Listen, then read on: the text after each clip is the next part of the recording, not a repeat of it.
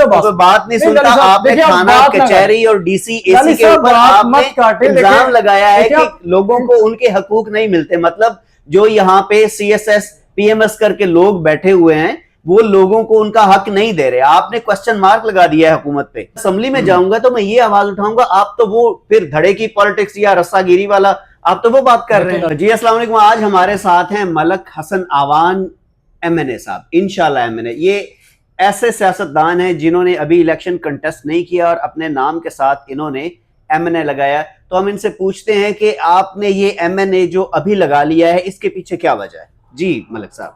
जी लाली साहब, शुक्रिया, thank you कि आपने मुझे पॉडकास्ट में बात करने के लिए मौका दिया। देखें, जो कैंडिडेट होता है ना, जब वो कॉन्टेस्ट करता है तो उसमें फिर ही यूज़ टू के वो इंशाल्लाह ही लिखता है। तो ये तो एक नॉर्मल सी बात है, ठीक है, वो ज़रूरी था मेरे लिए, it's a part of a game. तो उसके बाद अब देखें कि अब मैं अगर नहीं लिखूँगा तो किसी को, लोगों को कैसे पता चलेगा कि I am a candidate for MNA, ठीक है। तो I think this is the most important thing, ये होना चाहिए। जैसा कि आपको मालूम है कि आजकल जो सियासत है उसके लवाजमात जो हैं उसमें कुछ ज़रूरी चीज़ें हैं। तो आपके इलाका में, आप जड़ावाला से बिलोंग करते हैं, तलाल चौधरी एक बहुत बड़ा नाम है, वो सेनेटर भी रहे हैं, वो मिनिस्टर भी रहे हैं। तो आपको क्या लगता है, ऐसा क्या है आपके पास जादू कि आप उनको इलेक्शन में हरा लेंगे? देखें जी, जो सियासत है उसमें आपको अपनी परफॉर्मेंस शो करनी पड़ती है सबसे पहले। आई डोंट थिंक सो कि कौन कैंडिडेट है कौन कैंडिडेट नहीं, क्योंकि सियासत में आप अगर अच्छा परफॉर्म करेंगे अपने लोगों के लिए तो आपकी वैल्यू होगी। हल्के की लोगों को सर्व करना, उनकी खिदमत करना, उनके लिए उनके कामों में हेल्प आउट करना, ये एक पॉलिटिशियन की, एक सियासतदान का एक आई थिंक की जिम्मेदारी है। तो जब तक हमें अपनी रिस्पॉन्सिबिलिटीज़ नहीं पता होंगी, हम विन नहीं कर सकते हल्के में जाके। हमने लोगों के साथ वर्कआउट करना है। देखें, लोगों को हमारे से बहुत सारी उम्मीदें वाबस्ता हैं, लोग हमसे एक्सपेक्टेशंस रखते हैं। तो उसके लिए मैं समझता हूँ कि लोगों के साथ हम जितना ज़्यादा इंगेज होंगे वो उतना ही ज़्यादा हम हल्के में सक्सेसफुल होंगे। तो मैं ये समझता हूँ कि मत देखें कि कौन ऑपोजिशन कौन है, या देखिए पॉलिटिक्स है, हर एक का राइट है कि वो पॉलिटिक्स में अपनी परफॉर्मेंस दे। तो मैं ये समझता हूँ कि अगर हम हल्के में अपने लोगों के साथ इंटरेक्ट रखते हैं अच्छा, तो हम अल्लाह ताला इज़्ज़त देने वाला है, और वो हमें इज़्ज़त से कब नवाजता है ये हमें भी नहीं पता। लेकिन कोशिश जो है वो पहली चीज़ है, और उस पहले स्टेप पे हम, सीढ़ी पे हम चढ़ चुके हैं। तो ये आई थिंक सो, मेरा तो ख्याल ये है। आपको नहीं लगता कि तलाल चौधरी साहब का बहुत बड़ा नाम है इस वक्त पाकिस्तान की पॉलिटिक्स में, और लोग उनको काम कहेंगे जिनकी लाइजोनिंग है, पहले वो इतने अरसे से पॉलिटिक्स में हैं, स्टूडेंट पॉलिटिक्स की है उन्होंने, आप उनको कैसे हरा पाएंगे और लोग आप ही को क्यों काम कहें जबकि उनके काम पहले से हो रहे हैं? देखिए लाली साहब, बड़ा अच्छा और वैलिड क्वेश्चन है आपका। जब तक आई थिंक सो कि मैंने आपको पहले भी उस पॉइंट पे मैंने आपको बताया है कि देखिए परफॉर्मेंस सोशल, आप जितने आपकी इस वक्त क्या परफॉर्मेंस, अभी तक आपने क्या परफॉर्म किया? देखिए जी, मेरी परफॉर्मेंस है कि मैं अपने हल्के में अपने लोगों के लिए 24 आवर अवेलेबल हूँ, ठीक है। अवेलेबल तो वो शख्स भी हो सकता है जो कुछ भी नहीं करता। देखिए सारे, वो एक सड़क पे बैठा हुआ सिगरेट पीने वाला भी हो सकता है, वो एक आम आदमी जो जिंदगी में कोई काम नहीं करता, सारा दिन थड़े पे बैठता है, अवेलेबल तो वो भी हो सकता है। देखिए जी, आपकी क्रेडिबिलिटी क्या है, आपके पास ऐसा क्या है कि आप उनके लिए अवेलेबल है? देखिए जी, बड़ा लाली साहब आपने अच्छा क्वेश्चन किया है। देखिए, एक पॉलिटिशियन की जिम्मेदारी ये है कि वो अपने लोगों में, अपने हल्के में इंगेज रहे, ठीक है। देखिए, पावर पॉलिटिक्स एक डिफरेंट चीज है, आप बात करें पावर पॉलिटिक्स, लेकिन आपको ये नहीं लगता कि आज पावर पॉलिटिक्स के बगैर आप पॉलिटिक्स नहीं कर सकते? देखिए, मैं इसको इम्पोर्टेंट नहीं समझता। देखिए, आप जीते या हारे, इट डजंट मैटर। जीत और हार एक डिफरेंट चीज है। मतलब आपके लिए पॉलिटिक्स जो है वो एक खेल है, मैं हार गया या जीत मेरे लिए खिदमत है। देखिए, मेरे लिए खिदमत, देखिए खिदमत के लिए जरूरी थोड़ी ना कि आप इलेक्शन लड़ें। इलेक्शन तो आप अपने पर्सनल बेनिफिट के लिए लड़ रहे हैं कि आप एमएनए बनेंगे और आपकी बड़ी जय जयकार होगी, आप अपने काम निकलवाएंगे अपने दोस्तों के या जो भी है। उसके बगैर भी ईदी साहब ने कोई इलेक्शन नहीं लड़ा, लेकिन वो दुनिया के सबसे बड़े फिलैंथ्रोपिस्ट हैं। अल्हम्दुलिल्लाह, मैं इलेक्शन में कॉन्टेस्ट ना भी करूं तो अल्लाह ताला का शुक्र है, सारी उम्र भी बैठा रहा हूं तो मेरे पे अल्लाह ताला की बड़ी मेहरबानी है, ठीक है। पहली चीज़, मुझे कुछ करने की भी ज़रूरत नहीं, शुक्र है अल्लाह का जो कुछ है। लेकिन ये पॉलिटिक्स जो है ये सिर्फ जस्ट एक खिदमत है, एक लोगों को बताना है, लोगों को गाइड करना है कि देखिए आप अपने राइट्स ले, ठीक है, जो कि उनका बेसिक हक है।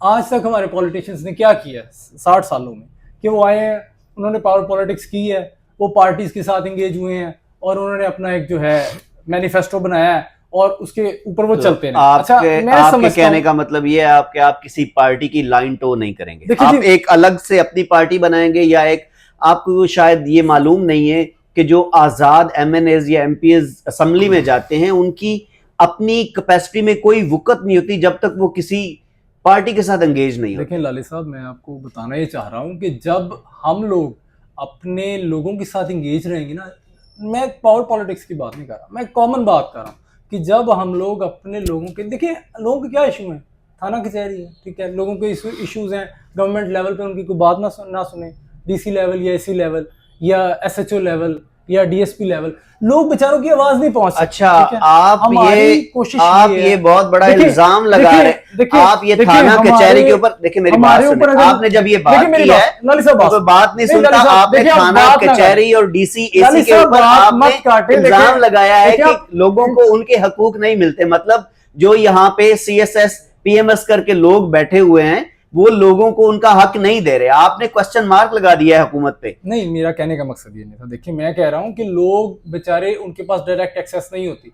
हमारे इलाकों में ऐसा सिस्टम है कि वो अपने जो इलाके के बड़े हैं या जो लोग मतलब जिनकी एक वैल्यू है उनके पास जाते हैं, बड़ी उम्मीद से जाते हैं कि पॉलिटिशियन है, ये इलाके के बड़े हैं, ये हमारा काम करवाएंगे। देखिए बीइंग अ कैंडिडेट मेरी रिस्पॉन्सिबिलिटी बनती है आपको मैं उनके साथ चलूं। आपको नहीं लगता कि काम करने के लिए किसी एमएनए एमपीए और पॉलिटिशियन की जरूरत नहीं होनी चाहिए, जबकि हर तहसील लेवल पे, हर टाउन में, हर जगह पे, दही इलाकों में हॉस्पिटल, स्कूल, कॉलेजेस सब कुछ बने हुए हैं और आपके पास लोकल लेवल पे असिस्टेंट कमिश्नर बैठा हुआ है, वहां पे एक थाने में एसएचओ बैठा हुआ है जो आपको फैसिलिटेट करता है, आपके पास पटवारी बैठा हुआ है जो आपको फैसिलिटेट करता है।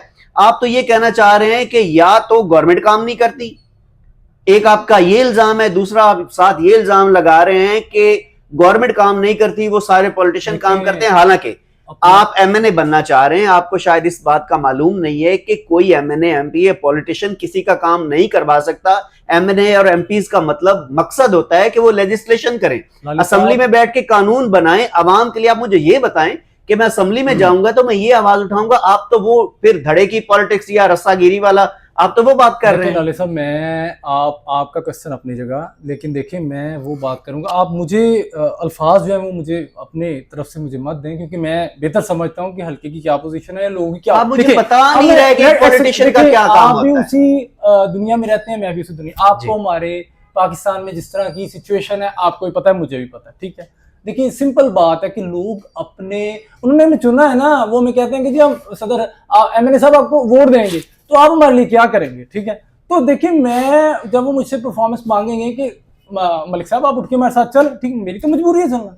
देखिए काम हो ना हो, एक बंदा मेरे पास उम्मीद से है, आप व्हाटएवर कोई भी आ रहा है मेरे पास, ठीक है, वो मुझे कह रहा है जी मलिक साहब मेरे साथ चले, ठीक है। देखिए बीइंग अ कैंडिडेट, आवाम की खिदमत करने के लिए अगर मैं उन्हें जवाब दूंगा तो मैं अपने आप को कैंडिडेट तो कंसीडर नहीं ना कर सकता। आप मुझे एक बात बताएं, आप देखिए, मैं मेरे एक सवाल का सादा सा जवाब दें, आप सादा सा जवाब, सादा सा जवाब, सादा सा जवाब नहीं कर रहा, आप मुझे सादा सा जवाब, मेरी बात सुन, मुझे सादा सा ये, हमारा सिस्टम, मुझे मेरे एक सवाल का बड़ा जबरदस्त सिस्टम है, मेरे एक सवाल का जवाब, मेरे एक सवाल का जवाब, वो बड़ा अच्छा सिर्फ एक सवाल का जवाब, वो एक सवाल का जवाब, वो जो भी लाइन है देखिए वो ठीक है, लेकिन मैं समझता हूँ मेरा एक सवाल, मैं आपके कमिंग बैक टू मेरा एक सवाल, बुनियादी सवाल, हमें वहां लोगों के साथ जाना पड़ता है, मैं किसी पे एलिगेशन क्यों जाना पड़ता है? मेरा सवाल ये है कि आप असेंबली में बैठे हैं, आपने लेजिस्लेशन करनी है। देखिए सर, एमएनएज एमपीज का काम होता है लेजिस्लेशन करना, कानून बनाना अवाम की खिदमत के लिए, उनका ये काम नहीं होता था थाने से बंदे छुड़वा दें, एसीडीसी से काम करवा दें, वापड़ा का ये हो गया या वो हो गया। उनका काम ये सड़क बनवाना, गली मोहल्ला, ये उनका नाली ठीक करवाना काम नहीं है। देखिए जी, जब आप वही लाइन टो करेंगे कि जो दूसरे एमएनएज एमपीएस कर रहे हैं, तो फिर आपको चुनने में जो पहले है वो आपसे ज्यादा बेहतर काम कर रहे होंगे। अच्छा क्वेश्चन आपने किया। देखिए ये आपने जो बात की ना, ये सिस्टम में डिफेक्ट है। एक मैं तो आप मुझे बता नहीं रहे, आप बता नहीं रहे कि मैं सिस्टम को इस तरह बदलूंगा, मैं असेंबली में जाके ये, तो आप मुझे भाई लोगों के काम बता रहे हैं। एमपीज है ना, देखिए उनके काम दो जिम्मे लगे हुए हैं, एक तो उन्होंने लेजिस्लेशन करनी है असेंबलीज में, दूसरा उन्होंने अपने हल्के को भी देखना है। ये अंडरस्टूड बात है, आपको ही पता है, मुझे हल्के को क्या देखना है? देखिए उन्होंने लोगों के काम कराने हैं। कौन से काम करवाने हैं? कोई भी हो गया उनका, किसी जगह से रिलेटेड है, वो कहते हैं जी मलिक साहब हमारा काम है, आप हमारे साथ चलें, तो कौन सा काम नहीं हो रहा? देखिए कोई मुझे एक मिसाल देखिए, किसी डिपार्टमेंट का नहीं है। किस डिपार्टमेंट का? कि पुलिस है, अच्छा, पुलिस में कुछ भी डिपार्टमेंट, एक पुलिस के इदारे को, एक एमएनए एमपी को क्या इख्तियार हासिल है कि वो किसी एसएचओ को या एसपी को या डीपीओ को डिक्टेट करे कि आप ये काम करो? ये तो उनका काम ही नहीं है। हमने कभी डिक्टेट नहीं किया, हम रिक्वेस्ट करते तो फिर हम रिक्वेस्ट करते हैं। अच्छा, इसका मतलब ये है कि आप रिक्वेस्ट क्यों करेंगे कि वहां पे बैठा हुआ शख्स जो है वो इंसाफ ही नहीं कर पा रहा? नो, देखिए देखिए मेरी बात मेरी बात सुने। देखिए लोग एक एसएचओ है, एक एसएचओ है, मैं वो चाहूंगा एक एसएचओ है, इसका मतलब है वो ईमानदारी से काम नहीं कर रहा, उसको किसी की सिफारिश, मिन्नत तरले की जरूरत है या प्रेशर की जरूरत है। इसका मतलब ये हुआ कि वो एसएचओ जो है अपना ईमानदारी से काम नहीं कर रहा। आप ये कहना चाह रहे हैं कि एमएनएज एमपीएज या पॉलिटिशियन होना इसलिए जरूरी है लोगों के काम करवाने के लिए क्योंकि जो दफ्तर में बैठा हुआ कोई भी ऑफिसर है वो ईमानदारी से काम नहीं कर रहा। आप ये बहुत बड़ा इल्जाम लगा रहे हैं। आपने क्वेश्चन पूरा कर लिया, अब उसके आंसर सुने। देखें, सियासतदानों के जिम्मे दोनों काम लगे हुए हैं, ठीक है। आपका पाकिस्तान 1947 से पॉलिटिशियंस के रिगार्डिंग ये काम थे। आप जब बल्दिया सेट कर लेंगे ना, आप ये तब मुझसे क्वेश्चन कर सकते हैं कि आप क्यों एमएनएज एमपीएस जाते हैं, सारे जाते हैं, ठीक है। और ये उनकी मजबूरी तब तक जब तक अपना लोकल बॉडी सिस्टम आप नहीं लाते, ठीक है। ये आपके सिस्टम में डिफेक्ट है, ये कोई एमएनए एमपी ठीक नहीं कर सकता। अभी तक मुझे आपने बताया नहीं है कि मैं असेंबली में जाके ये करूंगा कि लोकल बॉडी सिस्टम लेके आए, ठीक है, पावर जो है वो नीचे तक ग्रास रूट लेवल तक जाए और वहां पे लोगों के मसाइल हल हो। क्योंकि एक एमएनए एमपी जो है वो आम बंदे को अवेलेबल ही नहीं होता। साहब देखिए, अगर मैं एमएनए इलेक्ट होता हूँ, ठीक है, मैं असेंबली में जाके बात जरूर करूंगा कि देखिए एक एमएनए को लेजिस्लेशन के लिए रहने दें और जो लोकल काम है उसके लिए आप जो लोकल बॉडी सिस्टम उसको सेट करें, ठीक है। अच्छा, नंबर 1। नंबर 2 ये कि देखिए, मैं एक मेंबर होने की हैसियत से मैं सिर्फ ये मूव वहां पे ला सकता हूं, करारदाद ला सकता हूं, लेकिन मैं उस पर अमल दरामद नहीं कर सकता। वो एक पूरे लोगों की, पूरे सिस्टम की जिम्मेदारी। देखिए, अभी हमारे पास बहुत बड़ी मिसाल है अमेरिका की बहुत बड़ी मिसाल है। ज़हरान ममदानी जो है वो एक सिंगल आदमी है, उसकी कोई 10 महीने पहले बात नहीं सुनता था, आज वो न्यूयॉर्क के मेयर बन गए। ये बात, और इमरान खान के बारे में लोग कहते हैं कि उस बंदे ने इस कौम का जो है वो सारी उसकी सोच बदल दी है। एक नई सोच आज यंग जनरेशन में है, लोग सवाल पूछते हैं, तो आप ऐसा क्यों नहीं कर सकते? क्या ऐसा खास इमरान खान में है जो आप में नहीं है? आप कहते हैं जी मैं आवाज उठा सकता हूं, मैं सारा कर नहीं सकता। एक अच्छे काम के ऊपर आप क्या लोगों को माइल नहीं कर सकते? अगर आप लोगों को असेंबली में बैठे हुए चंद लोगों को माइल नहीं कर सकते तो आप अपने हल्के के लाखों लोगों को कैसे माइल करेंगे? लाली साहब देखें, मैं जैसे आप बड़ा अच्छा आपने क्वेश्चन किया, मैं आपको बता रहा हूं कि मैं फर्ज करें मैं एमएनए इलेक्ट हो गया हूं, ठीक है, मैं असेंबली में जाता हूं, या मैं वहां जाके मूव करूंगा कि जी देखें लोकल बॉडीज को स्ट्रॉन्ग करें, जो एमएनए है उनका काम लेजिस्लेशन है, ठीक है, लोगों के लिए अलग लाइन है, वो लोकल बॉडीज है, वो पैरामीटर्स डिसाइडेड है। अच्छा, मुझे ये बताएं, आपका वोटर जड़ा वाला का, जड़ा वाला का आपका वोटर है, आप जड़ा वाला के लिए क्या करेंगे? देखिए जी, मैं जहां तक मेरे से पॉसिबिलिटीज होगी, जहां पे डेंट्स हैं, जहां पे कमियां बेशियां हैं, जो बहुत सारे काम हैं डेवलपमेंट के हैं, स्कूल्स हैं, हेल्थ है, तो वो डिफरेंट लाइंस हैं जहां पे काफी काम होना भी रहता है। मेरी जड़ावाला के अवाम से बिल्कुल एक गुजारिश है, मुझे कमेंट में जरूर बताइएगा कि आपका सबसे बड़ा मुतालबा क्या है। मैं फैसलाबाद का रहने वाला हूं, लेकिन मुझे मालूम है कि जड़ावाला का सबसे बड़ा मुतालबा जड़ावाला को जिला बनाना है, और अवान साहब ने अभी तक उस चीज का जिक्र नहीं किया। देखिए, बिल्कुल लाली साहब आपने ठीक क्वेश्चन किया, ये एक सवाल आपने करना था तो मैंने आपको जवाब देना था, मोस्ट इंपॉर्टेंट थिंग।